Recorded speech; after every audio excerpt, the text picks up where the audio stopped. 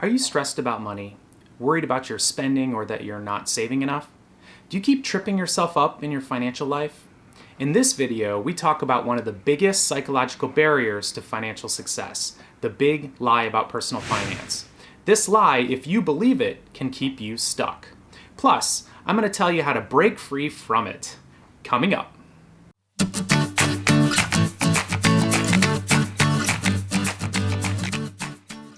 Hey, I'm Dr. Brad Klontz, your financial psychologist. On this channel, we look at the best strategies to help you transform your relationship with money, master the psychology of wealth, and live a life of abundance. So check out the resources in the description below, and if you're new here, please subscribe. For many of us, our financial health just isn't where we want it to be. Maybe we spend too much or we don't save enough, or maybe we have too much credit card debt, or we've made some sort of financial mistakes in our lives. Perhaps money arguments with your husband or your wife have driven a wedge between you. When it comes down to it, many of us feel ashamed or embarrassed about our financial lives. It can be hard to admit our mistakes to ourselves, let alone to someone else. To make matters worse, the big lie about personal finance can keep us stuck. Now, before I debunk the big lie, I have a confession to make. I got interested in financial psychology trying to figure out my own financial psychology. Hey man, no shame. So when I got out of graduate school, I owed about $100,000 in student loan debt. In my first year out of school, I paid $8,000 in interest on that loan, and I gotta tell you, I was freaking out. Now in that same year, I saw someone I knew make $100,000 trading stocks, and I gotta tell you, he knew nothing about the stock market.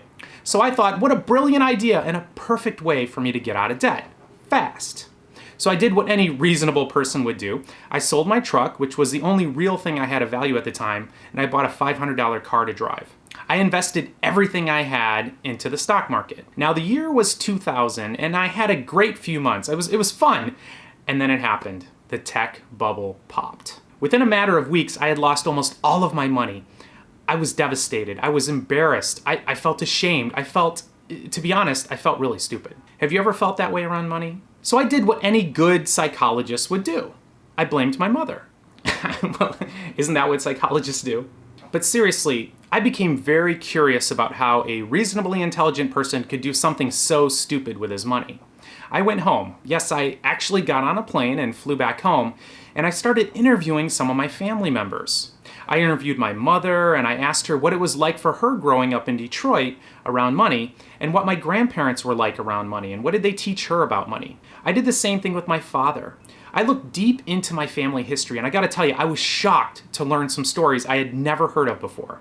I realized that I had a deep-seated fear that I desperately didn't want to be poor, and I learned where I got it. I found out that my grandfather lost all of the family money when the banks collapsed during the Great Depression.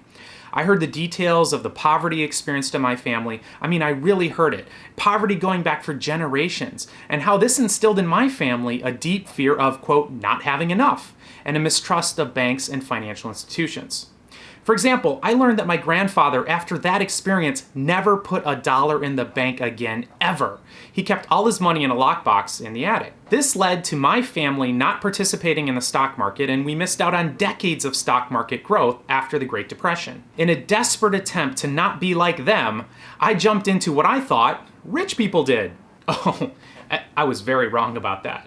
Without reflecting on this family history, I could have set myself up to repeat the pattern of fear and avoiding markets and banks. Having lost my money in the stock market, I might have latched back onto this family-held belief not to trust financial institutions and kept right on with the pattern of poverty in my family.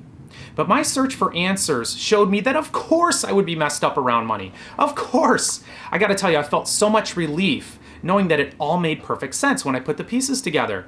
Hearing some of the stories of what it was like for my father, my mother, and my grandparents around money, it really put my behaviors into context. And I could see how someone from a family like mine, with a childhood like mine, could easily make the mistakes I made. When I put these pieces together, my shame almost immediately melted away. Anyone who grew up where I did, experiencing the things I experienced, would have developed the beliefs I had around money, and anyone in that situation might very likely have made the same mistake. This released a ton of energy for me, and I became passionate about learning all I could about my own financial psychology. It also started me in my career as a financial psychologist and my passion to help others. So this story leads me back to the big lie about personal finance, a lie that can keep you stuck if you're not careful. The big lie is that our money problems are entirely our own fault and are the result of us being lazy, crazy, or stupid. These beliefs make us feel ashamed. They take the wind out of our sails. They make us feel deflated and embarrassed. Ultimately, they're disempowering, and they make us not even want to try to do better.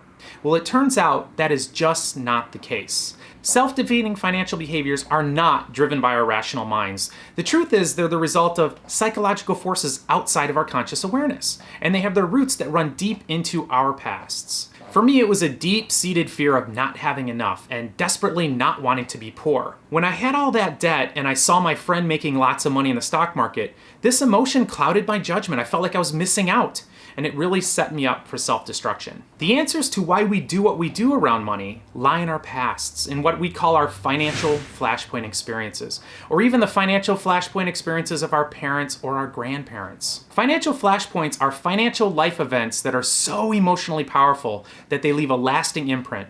It's like a picture we carry with us of this emotionally charged event, and it can stay with us for our lives and even get passed down to our children and grandchildren. They lead to an entire set of money scripts that help us make sense of the event, but many of these money scripts are distorted and only partially true. Financial flashpoint experiences can be things like growing up poor, suffering from a financial loss, like losing a job, a home, or filing for bankruptcy, or like for my grandfather, losing all of his money in the bank collapse of the Great Depression, or like for me, losing money in the stock market crash. These experiences create our money scripts, which are the beliefs we have about money that drive our financial behaviors. Research shows that these money scripts determine, to a large part, your financial success or lack thereof. Now, you can learn more about money scripts by checking out my Discover Your Money Scripts video here. So if you're feeling stressed about your relationship with money, you're not alone. If you made some financial mistakes, well, welcome to the club. If you've made a mess of some aspect of your financial life, it's important to understand that all of your financial behaviors, even the ones that may seem crazy and are self-destructive, all of these behaviors are not the result of you being lazy, crazy, or stupid. Your financial behaviors will make total sense when you identify your money scripts and where they came from. Sometimes these stories go back to your childhood or even further back into your family for generations. But when you understand them, you can begin to have compassion for yourself. Stop beating yourself up and stop getting mired down in shame because you feel embarrassed. Shame is like an emotional glue trap that can keep us stuck. It does not help. So don't fall prey to the big lie about personal finance.